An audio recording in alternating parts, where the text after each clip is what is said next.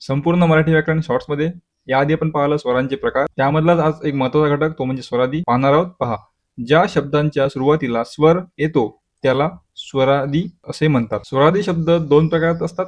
एक म्हणजे अनुस्वार, जो रेषेच्या वरती आपण अक्षरावर देतो असलेले स्वरादी अनुस्वाराचा उच्चार स्पष्ट आणि थोडा लांबून होतो. उदाहरणार्थ घंटा, नंदन. आपण अक्षरावरती हे जे दिलेलं आहे याला म्हणतो आपण अनुस्वार. दुसरा प्रकार आहे अनुनासिक. अनुनासिक असलेले स्वरादी म्हणजेच अनुनासिकाचा उच्चार नाकातून हलका आवाज देऊन होतो. उदाहरणार्थ संकर, मंडळ. दोघांमधला फरक समजा मित्रांनो, जिथे जोर देऊन तुम्हाला अनुस्वाराचा उच्चार होतो तिथे अनुस्वार असते आणि जिथे जोर द्यायची आवश्यकता पडत नाही तिथे अनुनासिक असते. नंतर आहे विसर्ग. विसर्ग असलेली स्वरादी म्हणजे शब्दाच्या शेवटी हलका ह, र असा आवाज येतो. उदाहरणार्थ दुःख आणि स्वतः. स्वतः म्हणताना शेवटी ह चा उच्चार होतो, त्यालाच आपण काय म्हणतो विसर्ग, जो अक्षराच्या शेवटी असे दोन टिंब देऊन आपण लिहितो. तर याच प्रकारे आपण संपूर्ण व्याकरण पाहताय. व्हिडिओ आवडल्यास लाईक करा आणि तुमच्या मित्रांना नक्की शेअर करा आणि चॅनलला सबस्क्राईब नक्की करा. धन्यवाद.